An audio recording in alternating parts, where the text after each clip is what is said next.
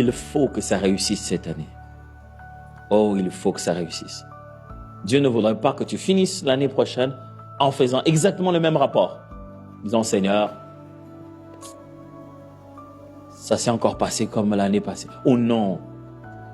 C'est pour ça qu'il met tous ces messages sur ta route, toutes ces prédications, tous ces temps d'adoration. Il sait qu'il a donné plus en toi et que tu peux passer à la prochaine dimension. Je ne sais pas pour vous, mais pour moi, c'est frustrant de sentir que je devais passer à la prochaine dimension, mais je ne passe pas toujours. J'ai envie de dire, mais qu'est-ce qui bloque? C'est comme quand tu as déjà appuyé le champignon, mais la voiture ne... Oui, ça ne donne pas. Il faut que ça tienne cette année. Si tu veux comprendre très bien ce que Dieu veut de toi, ça va te demander de l'attention.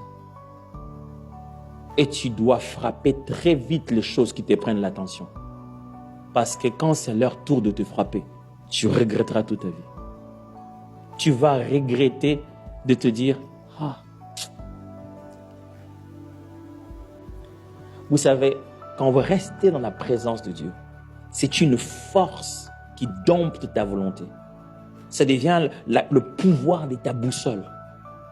Tu n'as même plus le temps de vouloir nécessairement dire oui ou non. Mais ton adoration, ta consécration lui a déjà dit, fais de moi tout ce que tu veux. Amène-moi là où tu veux. Je veux faire ta volonté. À partir de là, les chemins deviennent tout tracés. Cette année, tu veux vraiment aller dans la vision de Dieu, deux fois tu ne la verras pas. Elle sera déjà programmée dans tes pas.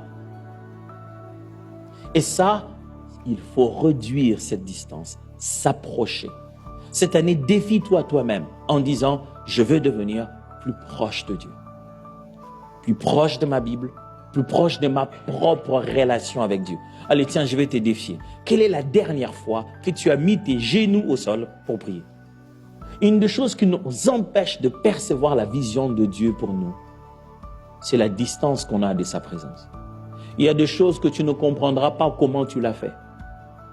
Mais tu finis l'année, tu te dis, j'ai béni Dieu, je sais, je n'ai même rien vu, je ne savais pas, mais je me suis juste dit en faisant ça. La Bible dit, le juste trouve dans son cœur des voies tout tracées. La proximité de la présence de Dieu te fait poser des actes que tu ne sais même pas justifier. Tu as juste fait la bonne chose. Et demain, on te dit, waouh, mais toi, tu es super sage. Mais tu dis, waouh, même moi, je ne savais pas. Mais c'est juste bon de marcher sous l'ombre du Tout-Puissant. Cette année, Dieu te fait tellement proche de lui. Revois ta distance. Revois ta distance avec la parole. Revois ta distance avec l'église. Revois ta distance avec la prière. Chaque fois que quelqu'un est décidé d'aller plus loin avec Dieu, Dieu lui ouvre clairement la vision de ce qu'il doit voir. Quand la distraction arrive, il faut frapper en premier. Quand elle frappe, elle te fera plus mal. Cette dame était en train de me dire, ce monsieur que tu crois être ton ami est là pour ses propres intérêts. Il va te faire beaucoup plus mal. Quand toi, tu as honte de lui dire d'arrêter, lui n'aura jamais honte de te distraire.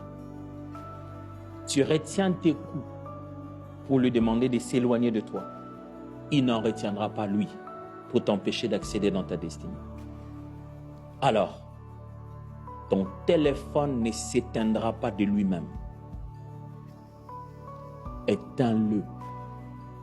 Si tu veux avoir l'attention qu'il faut pour 2026. TikTok ne se déconnectera pas de lui-même. Arrête-le. Vous savez, quand on regarde TikTok, c'est comme si on est dans un monde parallèle. On sursaute, il est 2 heures du matin. Je ne sais pas pourquoi.